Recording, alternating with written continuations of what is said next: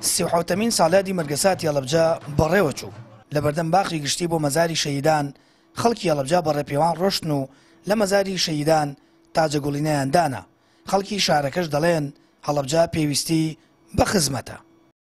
ئاوەڕی جدی لە کەسوکاری سەربەرزی شەهیدان و خەڵک نەکرێتەوە بەڕاستی زامی هەڵەبجە تا ڕێژ نابێ، ئەبێ هەر بە قسە نەبێ، بێ بە گفتار بێ، هەوڵ بدەن بەڕاستی ئەم شارە خزمەت بکرێ. ئەبوو ئێستا ئەم شارە نمونە بووایە لەناو شارەکانی کوردستان و بۆە سا ڕێژە بێ کە ئێستا هەڵەبجە نۆزدەهەمین محافظەی عێراق بووایە و چوارەهەمین محافظەی هەرێمی کوردستان بووایە، بەڵام داخەکەم تا ئێستا ئەمڕۆژ کە 37مین ساڵ ڕۆژێتی هەڵەبجە نەبووەتە پارێزگایەک کەوا بەڕەسمی لە پەرلەمانی عێراقەوە دەنگی لەسەر بدرێت.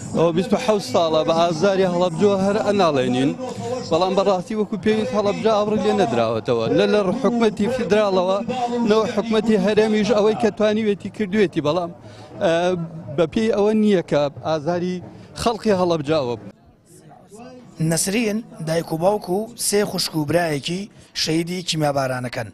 خۆشی بەرکەوتەی چەکی کیمیایی و تەنیا لەگەڵ خوشکێکی ڕزگاریان بووە. دەڵێت حکوومەت ئاوڕیان لێ ناداتەوە و بەردەوام ئەو کۆمەڵکوژیە لە بیریاندا زیندوو دەمێنێتەوە. وەڵا ئێمە ئیسە پەراوێست خراوین کەوتوینەتە دواوە هیچمان بۆ ناکەن. بەڕاستی ئێمە ساحێبی حەوت شەیدین کە ئەڕۆین هەتا ئیسە من هێشتا معاشم وەرنەگرتەوە بڕۆم معاشە وەرگرم ئەبێ ڕۆژێ هەتای وارە تاخیرکەی بۆ پاڵپاڵێن. ئەمەش ساحێبی شەیدین، هەر من بە تۆڵێم ئەمە شەیدیە. بەس ئێمە ئەوەی ئەڵێن ئەلحەمدولله شەیدەکانی ئێمە بوون بە هەوێنی ئاشتی بۆ هەڵەبجە ئیشەڵا زیاتر و زیاتریش هەمووی کوردیان بە عالەم ناساندووە لەخوا بە زیابێ سەربەرزین بە شەیدبوونی کە سوکارەکەمان لە ڕێی کوردستانە شەید بوون لەخوا بە زیابێ. ئێمە زۆر زۆر دڵخۆشین یادی هەڵەبجە لە هەموو وڵاتێکە ئەکرێتەوە.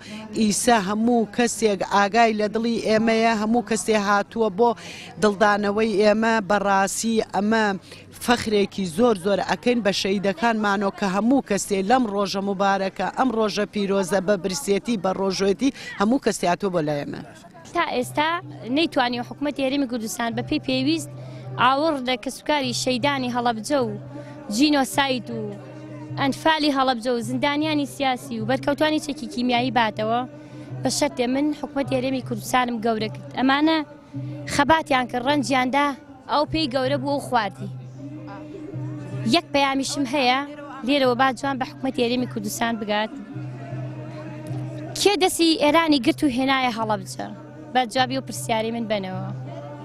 کێ دەستی حکوومەتی ئێرانی گرت هێنای لە هەڵەبجەیە بەڕەڵای کردن و خۆشیان لیاندا بەرە و وڵاتانی ئەوروپا ڕایان کرد. کێ بوو ڕێگری لە ئێمە کرد هەڵەبجە بەجێ نەهێڵین بمێنینەوە تا بریندارمان بکات. کەسوکاری شەهیدان و خەڵکی پارێزگا شەهیدەکە دەڵێن تەنیا ئەمڕۆ 16 هەڵەبجەیان بیر دەکەوێتەوە، ئەویش تەنیا بە چەند خولێکێک وەستان بە بێدەنگی بە ڕۆحی شەهیدان و دانانی تاجەگوڵینەیەک. هاوڵاتیانی هەڵەبجە دەژڵێن شارەکەیان پێویستی بە خزمەتی کردداری هەیە و تەنیا و بەڵێنانی ساڵانی پێشووتر داویانە بە هەڵەبجە جێبەجێ بکەن. هەڵەبجە پێش دەکەوێت و بەڵێنی بێکردار و بانگەشەی تازەیان ناوێت. هەڵەبجە ئەو شارەی 37 ساڵ پێش ئێستا ڕژەمی بەعەس بە تەواوی خنکاندی و ژیانی لە شارەکەدا کوشت. سامان فتاح کەناڵی ئاسمانی پەیام هەڵەبجە.